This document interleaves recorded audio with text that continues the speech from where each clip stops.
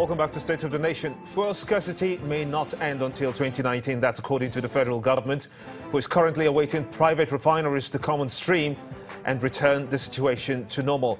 Well, these are indeed the facts. Nigeria has incurred a daily loss of about 800 to 900 million naira cumulatively, reaching 85.5 billion naira today in just 3 months since October 2017. Now, 26 naira difference per litre exists between the current landing costs of petrol at 171 naira per litre and the pump price of 145 naira. This is what we have. 3 models have been proposed by Dr. Imachukwu.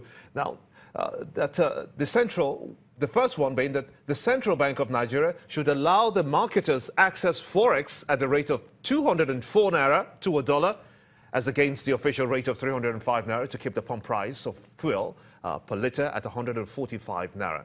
Then, the second model, to give room for modulated deregulation, where NNPC will be allowed to continue selling at 145 naira per litre in all its mega stations across the country, while the independent marketers should be allowed to sell at whatever price it feels is profitable for them, for all their outlets across the country.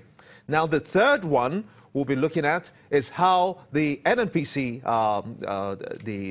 I'm sorry, not the NNPC now, the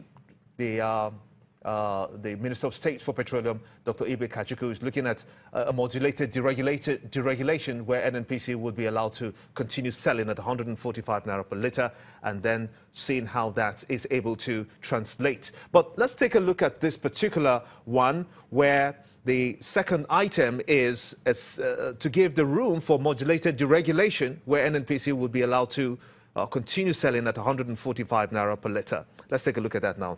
To give room for that, this concern is that what directly this means is that the independent marketers who control about 80% of the outlets in the country will have to be the ones to champion this cause, because the minister himself has come out to say that they have not been able to succeed in the downstream sector of the Nigerian oil industry. So what does that mean in effect?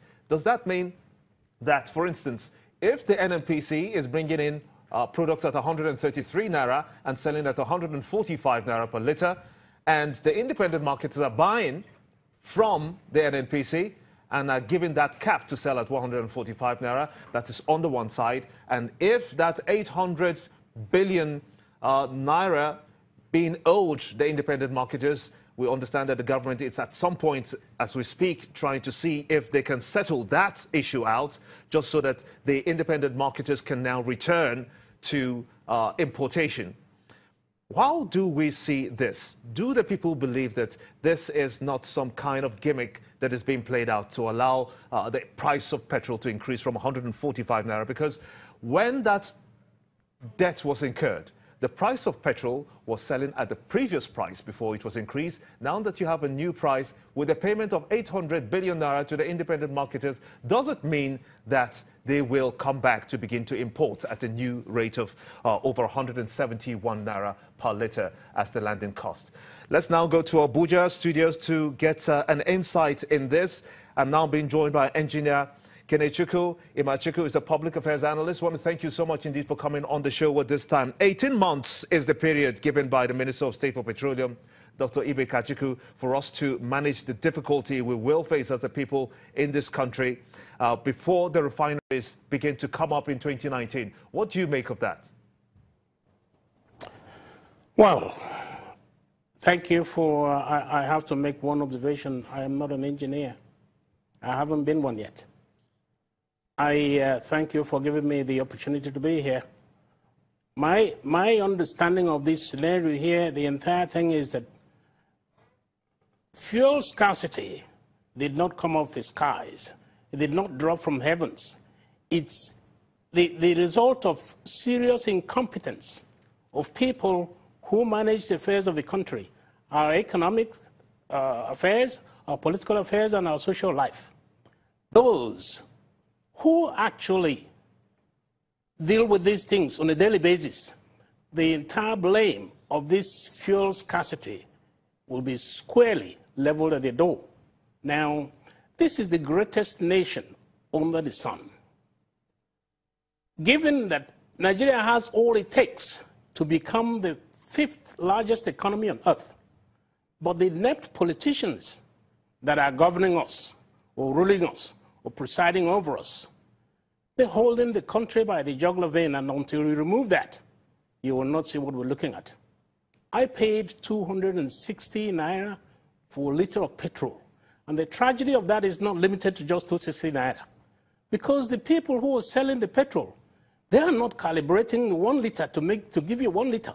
They cheat you out of the volume of the liter. They cheat you out of the money that they... It's a problem. It's a catastrophe. Let's look at the developments up to this time. My apologies. Let's look at the developments up to this time.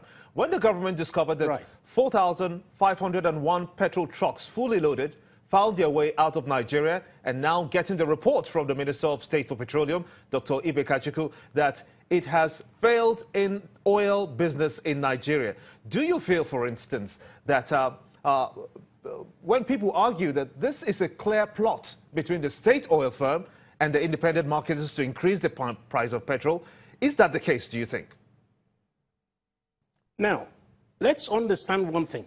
For you to be able to understand any problem, whatever the size or the dimensions of the problem, you have to be able to dissect it. And when you dissect it, you understand the composition of the problem. So to be able to lift exactly what you're looking for and then deal with it.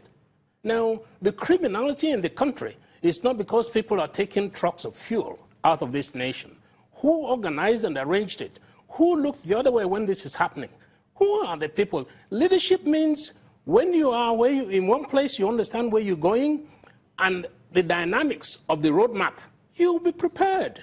Nigeria is a great nation, but people that are managing and leading us, I don't know. We don't have a problem. We really don't, until the people who are working with sincerity of purpose have taken the places and begin to dissect what we're looking at. There shouldn't be any fuel scarcity, especially when people need it most. Let me get your thoughts on this as well. If we are not fully deregulated at this point, and petrol is landing at 171 naira per litre, what will happen in a fully deregulated economy where most states, for instance, are unable to pay the workers' salaries? Do you see this as leading us back into recession? I could take you through 3 sectors of the economy. Believe me, you will throw up at the things I'll tell you, but they are the brutal truth. Now, UNICEF has it as at November 2017 that Nigeria is 193 million in population. Now, out of that 193, 70% of them are living below the breadline, and over 50% of them are illiterates.